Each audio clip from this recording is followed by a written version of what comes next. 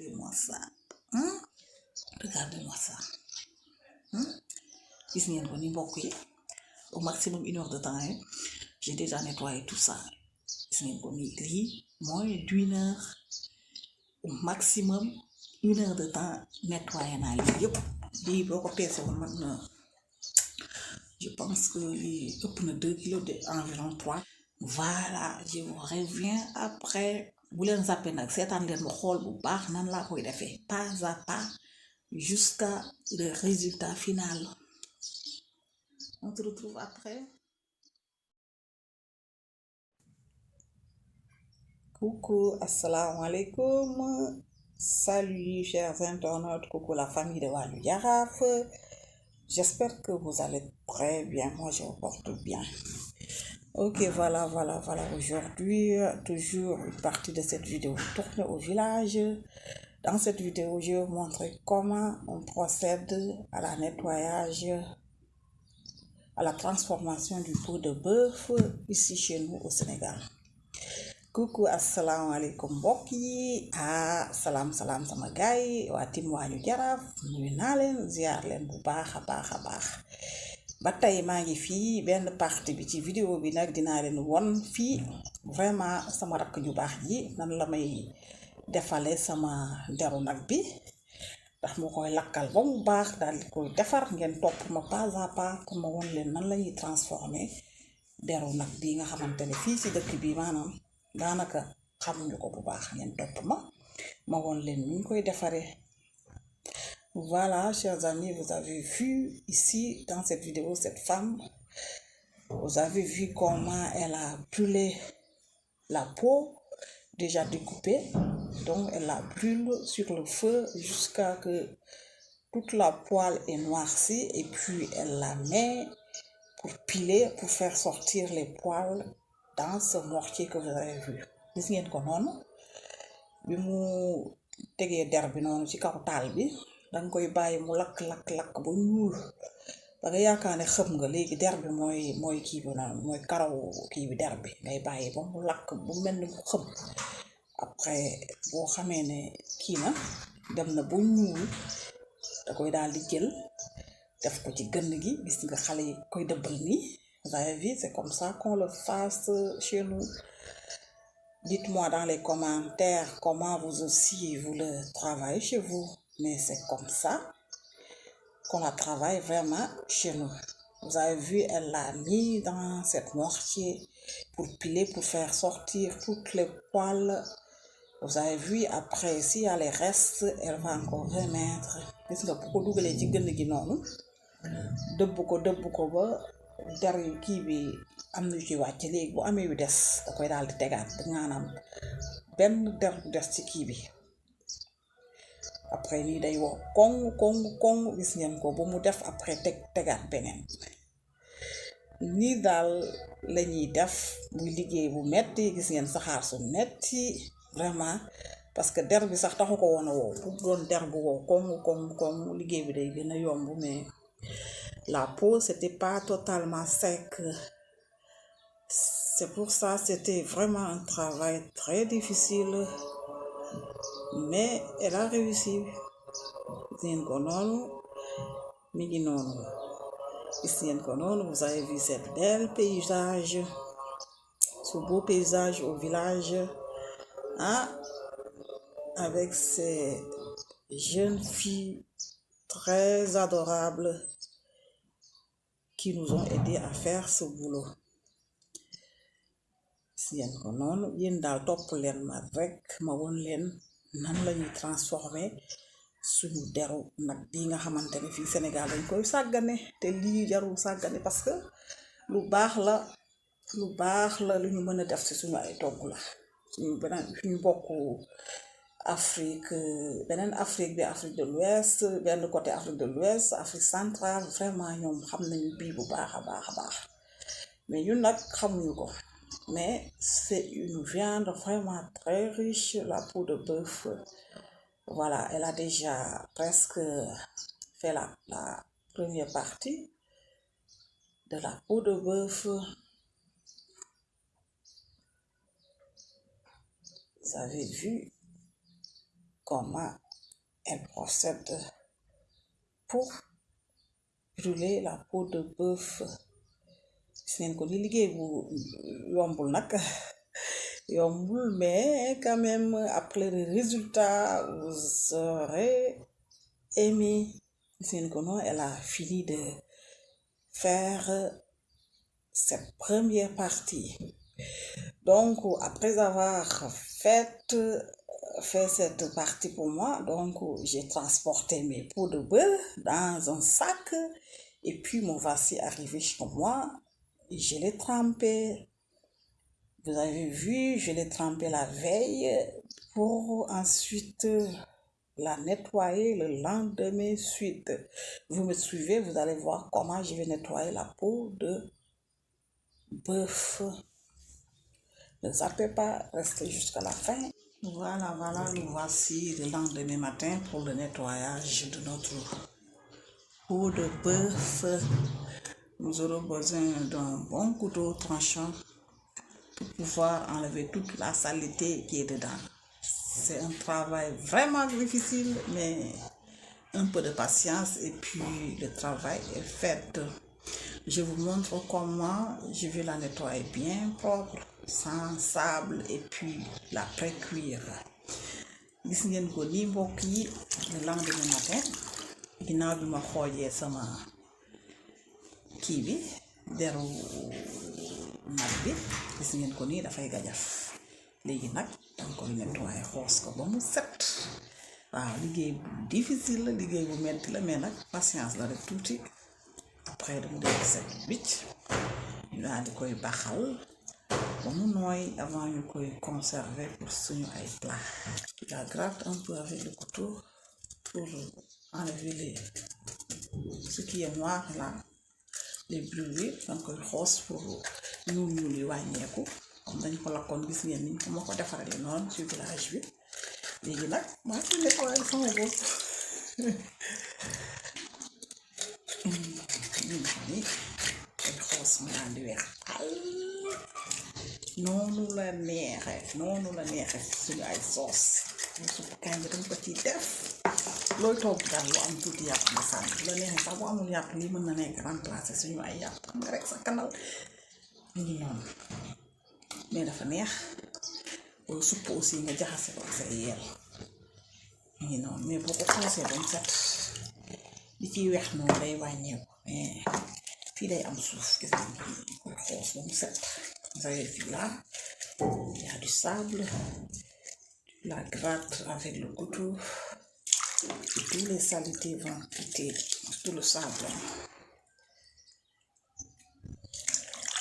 Voilà, c'est comme ça, et puis déposer ainsi de suite jusqu'à finir tout ça. Vous avez vu, c'est un peu, c'est du boulot, hein, je vais travailler aujourd'hui, mais gis ngeen ko ni liggéey bu xaw a kii la, mais bu fekkee dama ko bëgg nag, man lii dama ko bëgg vraiment. fii nag Sénégal pratiquement xamuñu lii, mais je pense que man ni ma voyage tuuti si yeneen dëkk yi moo tax ma gën ko bëgg. voilà, gis ngeen ko noonu.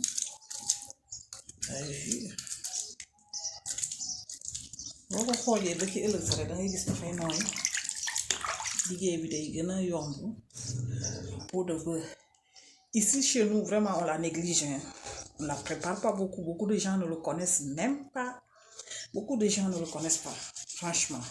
C'est surtout l'Afrique centrale qui viennent beaucoup plus pour ramasser notre peau de bœuf pour la transformer. Mais gis ngeen ko nii lii nag war nañ koy jéem a essayer di ko togg. lii dafa neex ci suppu kànja.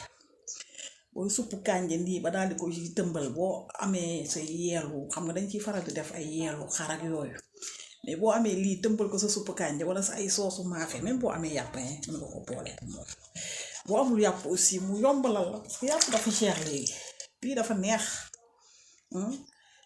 Vous avez vu, j'utilise aussi la lame pour enlever un peu la poêle qui reste, parce que souvent ça reste un peu de poêle, hein.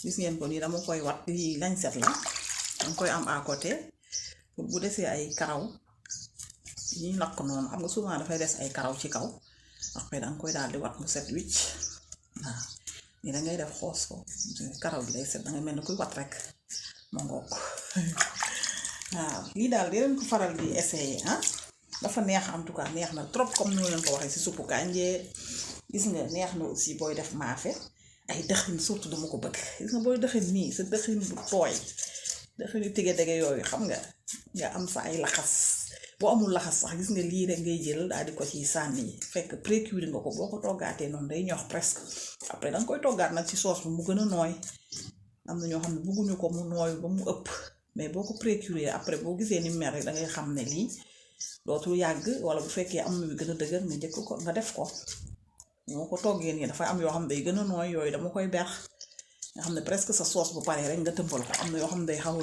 gën a dëgër tuuti yooyu mën nga ko toggaale ak sa soos voilà mais booy dëxin nii même bu amul yàpp nga def ko boole ko ak def ko su dëxin kii rek boole ko ak yàpp ak keccax waaw def sa ñebbe ba mu saf mi ngi noonu dafa neex voilà fii si waañu jaraaf gis ngeen ko nii yii yëpp maa leen koy won nag waaw bu ma ci taayal dara gis ngeen ko noonu bi ma demee ci tournée bi ma doon def temps yëpp di tournée si village yi vraiment foofu lañ moo ko defarale je pense que gis ngeen plat yi ma defar mbaxalu saalum yeeg maafe beeg ah lépp fa lañ ma ko toggale macha allah ah mu togg simple te dafay neex waaw bii nag foofu lañ ma ko defarale lakkal moo ko gis ngeen ko noonu ñu ko doon lakke et tout après ma indaale ko maa ngi nii di ko kiyal sama bopp nag fi mu toll nii xoos bi li ci gën a metti tax parce que lii lakk bi metti na mais xoos bii raxas ko ba mu set bii wóoluma ci kenn daal parce que souvent am na ñoo xam ne buñ koy liggéey day des tuuti ay suuf ak yooyu mi ngi mel ne laxas yi rek ma sañoon laxas maa koy kiyal sama bopp parce que dangay xam ne raxas nga sa ay butit ba mu set mais lii aussi mu gën a doy waar vous avez vu je suis en train d'enlever le reste des poils vous avez vu c'est pas du tout facile mais comme j'aime la peau de bœuf moi c'est pas du tout compliqué chez moi hein. Je vais la faire vous avez vu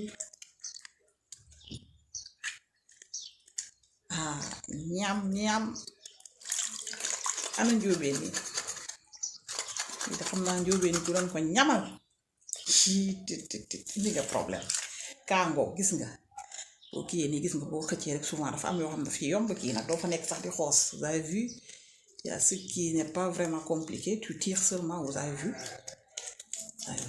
tu tires seulement ça s'enlève tout seul voilà njóobeen ni moom xam naa ku leen ko ñamal moom yow yaa ngi créé nga benn problème boo xam ne xamoo noo koy réglé ndax lii njóobeen bu koy ñam est-ce que dinañ jëndati yàpp ci lii daal lañ koy kal parce que bii neex na sakkan na te moo gën a yomb vous avez vu gis nga bii nag moom vraiment bi moom compliqué wu dangay xëcc rek der bi topp gis nga mu set wicc vous avez vu la famille ceux qui n'ont pas encore abonné à la chaîne je vous invite à vous abonner et puis commenter pour me dire comment vous avez trouvé notre nettoyage, comment on le fasse ici au Sénégal. Je pense que c'est la même procédure pour nettoyer la peau de vache, mais ici c'est comme ça que je la nettoie moi. Commentez et puis appuyez le bouton j'aime aussi. Je vous invite à appuyer le bouton j'aime, commenter aussi, partager aussi. Bokk yi nag maa ngi leen di ñaan ñi abonné bul nag daw leen gaaw abonné bësal leen ma cloche bi kii bu rouge bi pour abonné daal di bës bouton j'aime bi ci kaw mooy baaraam bi ci kaw ngeen bësal ma ko daal di may wax nan ngeen gisee lii est-ce que vraiment bu ngeen gisee fu ñu koy defaree est-ce que vous êtes prêts pour dem essayer ko si seen ay togg parce que dafa neex. maa ngi leen di gërëm aussi vraiment sama ay abonné waa Team Wañu Jaraaf vraiment awma seen fay ndaxte bi ma commencé ak léegi yàgg na yàggul maa ngi si juste mes 3 mois mais vraiment sant naa leen gërëm naa leen vraiment si seen ay commentaires ak aussi seen abonnement si chaîne bi di Wañu Jaraaf donc nag képp ku ko defagul maa ngi lay ñaan nga abonné pour encourager nous et puis di suivre ndaxte dinañ leen indil vraiment ay affaires yu doy waar ay affaires yu doy waar inchallah rabbi. Vous avez vu, c'est déjà propre, hein. Merci pour mes abonnés, vraiment merci pour les commentaires. Commentez les nag pour me dire nan ngeen gisee sama eau de vache bi, eau de bœuf bi may nettoyer. Alors, j'attends vos commentaires et puis vous appuyez aussi le bouton j'aime si ce que je suis en train de faire ça vous a plu. Vraiment merci pour les abonnés. Voilà, lii amul lu mu rafetagul lii lan la nii, hein. Vous avez vu tout ça, je l'ai nettoyé. Regardez-moi ça, hein? Regardez-moi ça. Vous avez presque, c'est déjà bien propre, hein? Regardez-moi ça, hein? Gis ngeen ko ni mbokk yi. Donc je vous reviens après avoir bien précu cette merveille. Je viens vous montrer le résultat après. Gis ngeen ko ni ma nettoyé mi ngi nii, xam ngeen lii sakkan na. Et puis je l'ai nettoyé en moins d'une heure, au maximum 1 heure de temps, hein. J'ai déjà nettoyé tout ça. Gis ngeen ko ni lii moins d'une heure, au maximum 1 heure de temps nettoyé naa lii yëpp. Lii boo ko peese woon mat na, je pense que lii ëpp na 2 kilos de environ 3 kilos comme ça. Ma nettoyé ko ba mu set. Donc ça veut dire que liggéey bi taxu ko jafe, taxu ko jafe. Lii presque set na. Gis ngeen ndox mi mu ñuule. waaw lii ay salte yi ci des ak yooyu moom la. Lii duma ko raxas, lii damay daal di dem rek soo ko def ci bicarbonate après donc ko di ko sepp de fur et à mesure parce que am na yoo xam ne dañuy gën a teel a ñor, am na yoo xam ne dinañ fa yàgg tuuti.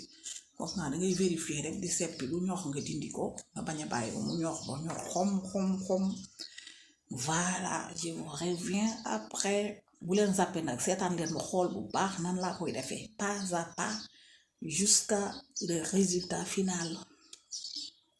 On se retrouve après avoir bien nettoyé notre pot de bœuf. Maintenant on passe à l'étape suivante, c'est de blanchir, l'étape de blanchir. Nous allons mettre nos pots de bœuf déjà nettoyés. Cette étape est très importante car quand vous blanchissez votre pot de bœuf, ça diminue l'amertume, c'est-à-dire le goût amer de la viande. Et puis, ça devient encore plus tendre. Je crois que l'eau, je vais encore en rajouter. Gis ngeen ko ni mbokk yi. Après bi ma nettoyé ba pare maa ngi nii damay blanchir, c'est-à-dire dama koy toggaat. Étape bi nag dafa am solo parce que fii nii dafay tax li ci wexoon yépp ci kii bi dafay daal di wàññeeku. Affaire bi dafay wex parce que dañ ko doon lakk bu yooyu mooy tax.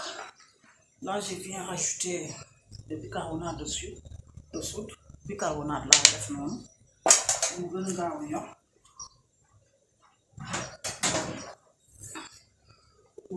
ñor. J'ai rajouté le bicarbonate de soude. Et puis là, je laisse comme ça la marmite. On ne ferme plus. Ça, c'est une astuce, hein? Parce que quand vous laissez la marmite comme ça ramollit vite la viande, hein? Même si c'est les pattes de bœuf. Gis ngeen ko nii lii du ma ko tëj nag, lii laa koy bàyyi muy baax noonu. Après comme li ma leen waxoon rek su ñor damay seppi parce que xam naa am na ci gën a gaaw a ñor. Du ma ko tëj, astuce la. Même bu ngeen di togg ay yeel bu ngeen ko raxasee ba mu set après bu ngeen ko defee ci cin rek bu kii noonu jaratu ngeen koy tëj. Léegi de fait ngeen bàyyi ko noonu day tax mu gaaw a ñor daal. Astuce la nag.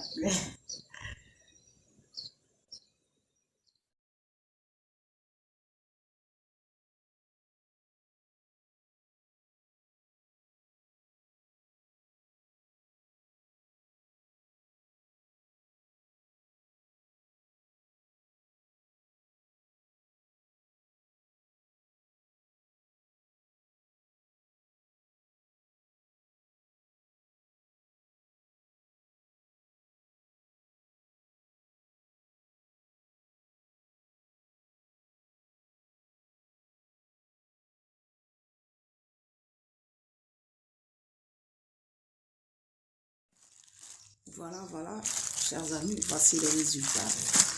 Vous avez vu, je les ai mis dans des sachets pour les congeler. Et puis pour les utiliser ensuite, si vous avez un peu de sachet, ma soxlaa rek daal di jël benn gis ngeen ko ni mu noppale. Merci pour ñi xool vidéo bi ñi ko seetaan maa ngi xaar seen ay commentaires, appuyez leen ma j'aime bi ba beneen yoon inchallah. Ciao ciao, merci pour ceux qui ont regardé cette vidéo. À la prochaine inchallah. Ciao ciao. Merci à Siga, celle qui m'a réalisé les pots de beurre au village, une petite soeur à moi. Merci Siga, jaajëf ci verre bi ma defaral gis nga ko nii après nii laa ko defaree. Ciao ciao, merci, à la prochaine.